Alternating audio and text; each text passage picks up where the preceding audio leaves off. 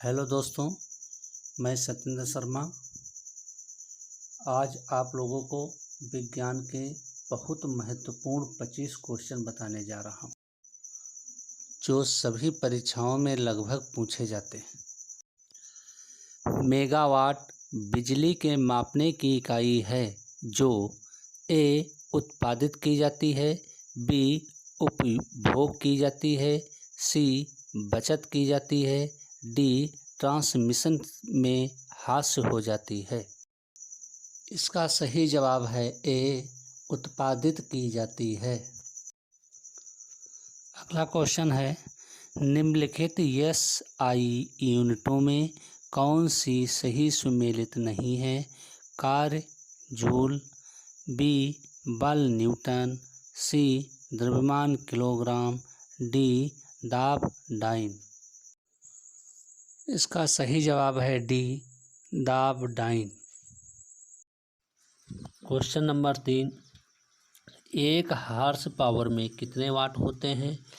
ए 1000 वाट, B 750 वाट, सी 746 वाट, D 748 वाट। इसका जवाब है दोस्तों सी 746 वाट। क्वेश्चन नंबर 4, जूल ऊर्जा से उसी तरह संबंधित है जैसे पास्कल संबंधित है। ए मात्रा, बी दबाव, सी घनत्व, डी शुद्धता, ई उपरोक्त में से कोई नहीं। इसका जवाब है दोस्तों बी दबाव। क्वेश्चन नंबर 5, 1 माइक्रोन बराबर है ए 1/10 मिलीमीटर, बी 1/100 मिलीमीटर, सी 1/1000 मिलीमीटर, डी 1/10,000 मिलीमीटर। इसका जवाब है सी 1/1000 मिलीमीटर। क्वेश्चन नंबर 6, निम्नलिखित में से कौन सी एक ऊष्मा की इकाई नहीं है? ए कैलोरी, बी किलो कैलोरी, सी किलो जूल, डी वाट। इसका सही जवाब है डी वाट, क्योंकि वाट शक्ति के मापन के लिए प्रयुक्त की जाती है। क्वेश्चन नंबर 7, ऊष्मा की इकाई निम्नलिखित में से कौन सी नहीं है? ए सेंटीग्रेड, बी कैलोरी, सी अर्ग, डी जूल। इसका सही जवाब है दोस्तों ए सेंटीग्रेड, क्योंकि सेंटीग्रेड तापमान की इकाई होता है। प्रश्न नंबर 8, डाप्सन इकाई का प्रयोग किया जाता है। ए पृथ्वी की मोटाई मापने में, बी हीरे की मोटाई मापने में, सी ओजोन परत की मोटाई नापने में, डी सौर के समान में। इसका सही जवाब है दोस्तों सी ओजोन परत की मोटाई मापने में। प्रश्न नंबर 9, सोनार निम्नलिखित द्वारा प्रयोग में लाया जाता है। ए अंतरिक्ष यात्रियों द्वारा, बी डॉक्टरों द्वारा, सी इंजीनियरों द्वारा, डी नौसंचालकों द्वारा। इसका जवाब है डी नौसंचालकों द्वारा। क्वेश्चन नंबर 10, सोनार में हम उपयोग करते हैं ए रेडियो तरंगों का, बी श्रव्य ध्वनि तरंगों का, सी पराश्रव्य तरंगों का, डी अवश्रव्य तरंगों का। इसका सही जवाब है दोस्तों सी पराश्रव्य तरंगों का।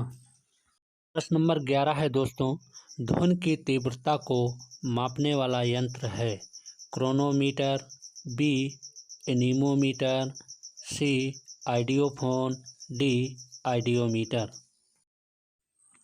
इसका सही जवाब है दोस्तों डी आइडियोमीटर। आइडियोमीटर द्वारा ध्वनि की तीव्रता का मापन किया जाता है, जबकि एनीमोमीटर द्वारा वायु के वेग की माप की जाती है। क्रोनोमीटर द्वारा जो तापमान, आर्द्रता, वायुदाब आदि में परिवर्तन होने के बावजूद समय का पूर्ण परिशुद्धता के साथ मापन करता है। आइडियोफोन दोष युक्त श्रवण शक्ति में सुधार लाने के लिए प्रयोग किया जाने वाला उपकरण है। प्रश्न नंबर 12, वायु की गति निम्नलिखित के द्वारा नापी जाती है। ए बैरोमीटर, बी एनीमोमीटर, सी हाइड्रोमीटर, डी पिंडवेन। इसका सही जवाब है बी एनीमोमीटर। एनीमोमीटर द्वारा वायु के वेग की माप की जाती है। वायुमंडलीय दाब को मापने के लिए बैरोमीटर का उपयोग करते हैं। हाइड्रोमीटर से द्रव जल के घनत्व का मापन करते हैं। प्रश्न नंबर 13, मैनोमीटर के द्वारा किसकी माप की जाती है। ए वायु दाब, बी गैसों का दाब, सी द्रवों का घनत्व, डी सतह पर तेल का दबाव। इसका जवाब है दोस्तों बी गैसों का दाब। क्वेश्चन नंबर 14 है दोस्तों, दूध का आपेक्षिक घनत्व ज्ञात किया जा सकता है। ए हाइड्रोमीटर से, बी ब्यूटिडियोमीटर से, सी लैक्टोमीटर से, डी थर्मामीटर से।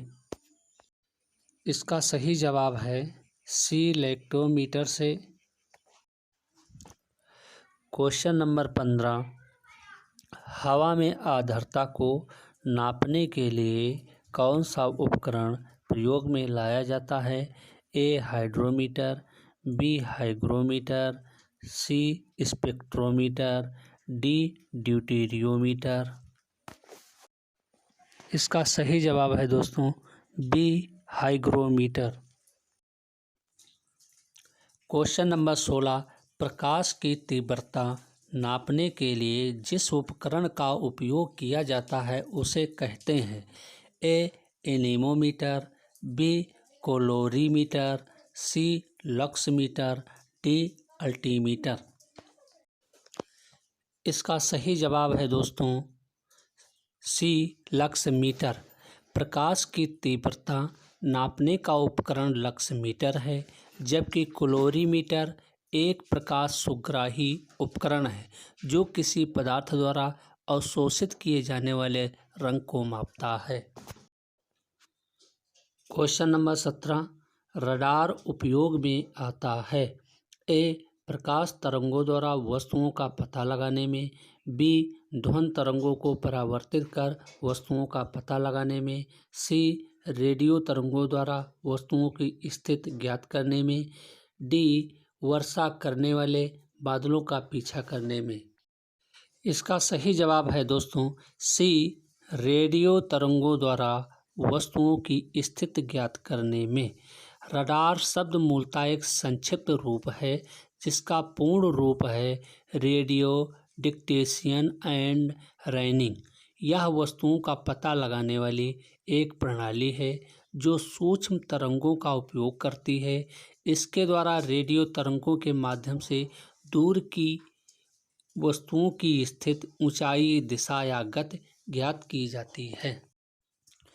प्रश्न नंबर 18 है, निम्न में भूकंप मापी यंत्र कौन सा है। A crescograph, B seismograph, C Geiger counter, D rain gauge. इसका सही जवाब है दोस्तों बी सिस्मोग्राफ। सिस्मोग्राफ भूकंपीय तीव्रता को मापने वाला यंत्र है। क्रेकोग्राफ पौधों में वृद्धि मापने का यंत्र है जिसका आविष्कार भारतीय वैज्ञानिक जगदीश चंद्र बोस ने वर्ष 1900 ईस्वी में किया था। रेन गेज द्वारा वर्षा मापी किया जाता है। गीगर काउंटर एक प्रकार का कण अनुवेदक है जो अनियमित विकिरण को मापता है। प्रश्न नंबर 19 है दोस्तों, फेदोमीटर का उपयोग किसे नापने में किया जाता है। ए भूकंप, बी वर्षा, सी समुद्र की गहराई, डी ध्वनि की तीव्रता। इसका सही जवाब है दोस्तों सी समुद्र की गहराई। प्रश्न नंबर 20, झूठ का पता लगाने वाला यंत्र किस नाम से जाना जाता है। ए पॉलीग्राफ, बी पायरोमीटर, सी गायरोस्कोप, डी काइमोग्राफ। इसका सही जवाब है ए पॉलीग्राफ। प्रश्न नंबर 21 है दोस्तों, साधारण यंत्र किसी व्यक्ति की सहायता करता है। ए काम करने में, बी कम बल का प्रयोग करके भी उतनी ही मात्रा में काम करने में, सी उतनी ही कम मात्रा में काम धीरे धीरे करने में, डी उतनी ही मात्रा में काम अधिक तेज से करने में। इसका सही जवाब है दोस्तों बी कम बल का प्रयोग करके भी उतनी ही मात्रा में काम करने में। प्रश्न नंबर 22। एक व्यक्ति एक संवेदनशील तराजू पर खड़ा है। यदि वह गहरी सांस अंदर लेता है तो तराजू की रीडिंग ए बढ़ेगी, बी घटेगी, सी रीडिंग पर कोई प्रभाव नहीं पड़ेगा, डी वह बढ़ेगी या घटेगी, यह वायुमंडलीय दबाव पर निर्भर करेगा। इसका सही जवाब है बी घटेगी। व्यक्ति के गहरी सांस लेने या सांस बाहर छोड़ने दोनों ही परिस्थितियों में तराजू की रीडिंग घटेगी, अर्थात तराजू द्वारा व्यक्ति का वजन कम दर्शाया जाएगा। प्रश्न नंबर 23। वॉशिंग मशीन का कार्य सिद्धांत है ए अपकेंद्रण, बी अपवहन, सी उत्क्रम परासरण, डी विसरण। सही जवाब है ए अपकेंद्रण। नंबर 24। निम्नलिखित में कौन सी राशि सदिश नहीं है? ए विस्थापन, बी वेग, सी बल, डी आयतन। का सही जवाब है डी आयतन। प्रश्न नंबर 25 और आज का लास्ट क्वेश्चन है, पदार्थ के संवेग और वेग के अनुपात में कौन सी भौतिक राशि प्राप्त की जाती है? ए वेग, बी त्वरण, सी द्रव्यमान, बी बल।